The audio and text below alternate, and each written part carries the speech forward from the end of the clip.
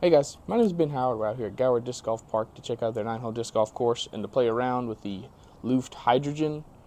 Out of the other 5 discs in my 1-speed disc series, this is probably the best feeling one. And I've thrown it a little bit, it's very, very straight. So I'll be curious to see on some of these like 200, 250 foot holes if I can actually push them that far, or just to see how well this thing holds up to some torque and some power. Hope y'all enjoy. All right, out here on hole 1, par 3, about 230. Really just got to decide whether I'm going to go through left gap, middle gap, or try and swing something out to the right on some hyzer. I'm just going to try and swing it out a little bit of hyzer, give it some height, and see how close I can get.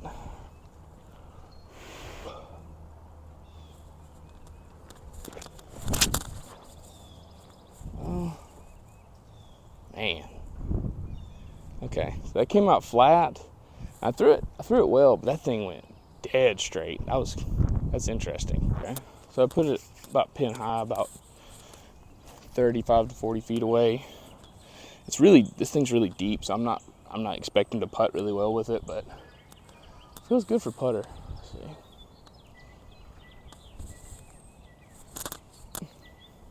Ooh, okay.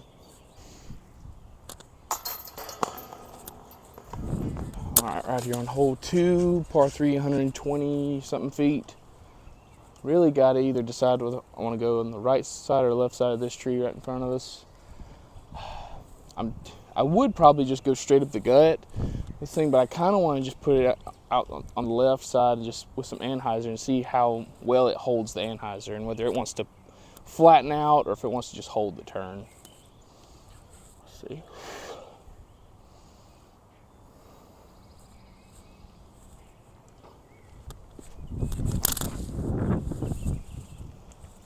Okay, I even put it a little nose up, and it still held that turn really nicely. It kind of flattened out, but it didn't get to completely to flat. But that's nice. Still got a putt.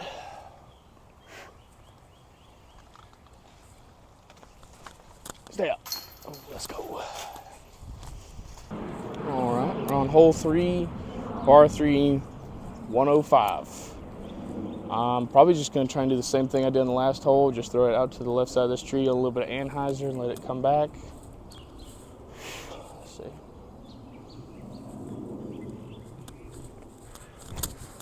Oh, pulled that. Dang it. Ah.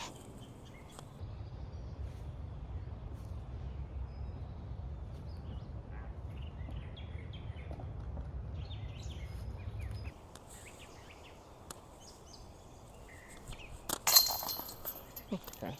All right, on hole 4, par 3, 150 feet. Really just got to decide whether I want to go to this left gap on some anhyzer or try and push it to the right gap. Neither one really seems very nice, but I think I'm just going to try and swing it around on the right with a little bit of hyzer.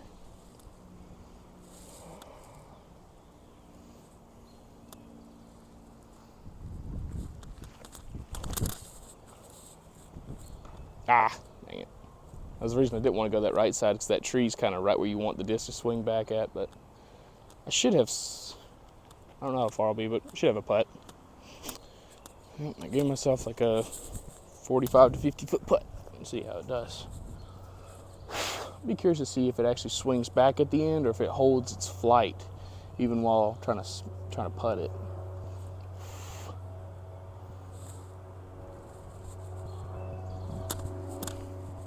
Swing in. Oh, just behind it. I think it putts nice. I like it. It kind of reminds me of when I used to putt with agents. It kind of feels like that, but a little bit deeper. So, very. Whew. Got to work on the release point a little bit, but it's very nice. All right, on hole 5, par 3, 305. Baskets around this corner off to the left. Biggest thing I want to try and do is just put it out there high on a little bit of hyzer and see if I can just have it push around that corner and just drift.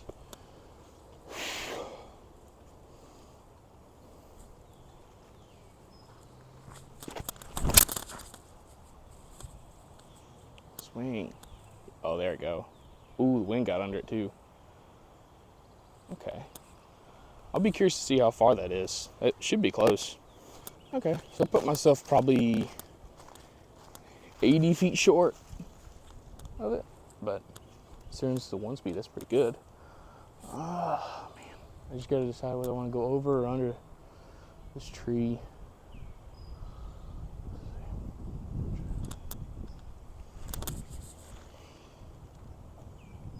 Man, even when I put that thing on a decent bit of hyzer, it still just wants to push dead straight. It's a very, very interesting disc. Gotta be careful out here. This wind's really swirly. There we go. Okay. So apparently I was wrong on the last hole, because apparently it's a par 4. So I wasn't expecting that, but now we're on hole 6, about 300 feet uphill, straight ahead. I'm just going to try and push this up there as far as I can and see if I can give myself like a decent upshot at it.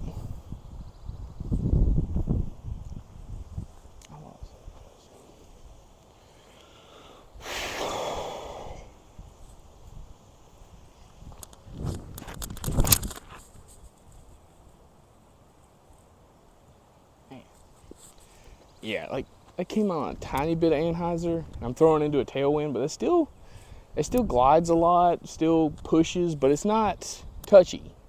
It's very, very nice. All right, another chance to try and throw a little upshot and run it while leaving it close.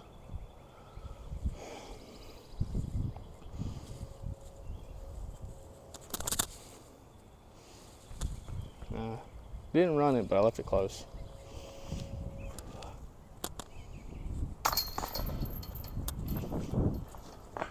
Alright guys, we're on hole 7, par 3, 230. Basket's up here off to the left. Biggest thing is you got to decide whether you want to go left or the right side of this tree right here in front of us. I think, I don't know. I don't really want to go up the gut or go up the left side because it's not really, this big tree kind of gets in the way of that shot. I think I might go left side of this initial tree and then right side of that tree down there. A little bit of a tighter gap, but I think that's the best line for this disc. Just gonna put on a little bit of hyzer.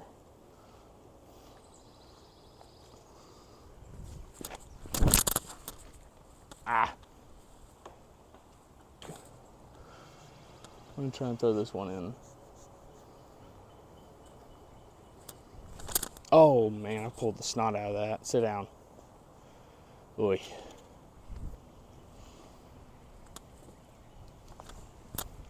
Let's go.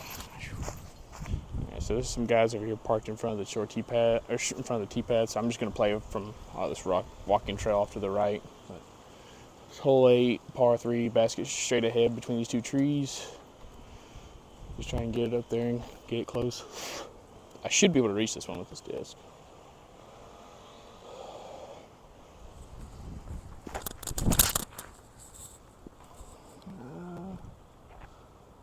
Okay, I didn't quite get there, but I'm probably like 45 feet. Let's see. Might actually be a little bit farther than I thought from the tee pad, but still within putting range.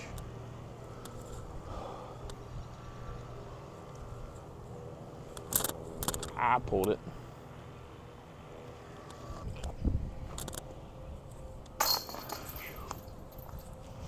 All right, we're on hole 9, final hole of the video.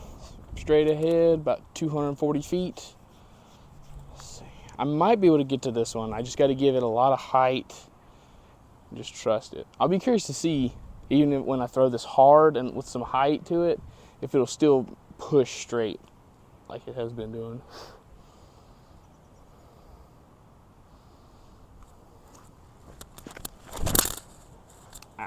Didn't get it high enough, but it's going. Okay, that's probably pin high. Just a little bit of tailwind, just a little bit higher than I normally would. Yep. Yes, let's go. All right, guys, that finishes the round out here at Gower. For my thoughts on the hydrogen, I would say it is a max weight glitch. That's the only thing I could really compare it to, because they basically do a lot of the same stuff. Only real difference being the hydrogen's a little bit more deep than the glitch. But for that, I'm going to put the hydrogen above the glitch in my rating, just because, and like you saw in some of those shots where it's just, I'm putting it on a ton of hyzer and it's still just pushing forward. Like every shot I'm throwing with it, it's just going forward no matter what. And like that on the last hole, you saw I could throw it almost 250 feet with not really any concern like I did with the glitch. I'm not going to put it above the Halo Sonic though, because it's not really what I'm looking for in that approach slot. It's more of a control, like driving putter, like my Fierce, or just any putter where you can just kind of put it on any angle and have it hold that angle the whole way, is what I would compare it to. Like, honestly, I really wouldn't even say it's a 1-speed at this point. Like, it feels more like a 2-speed, or maybe even a 3-speed, honestly, with how far it flew. But yeah, so I'm gonna put it number 2, just under the Halo Sonic. And for my thoughts on the course, it's a really nice course.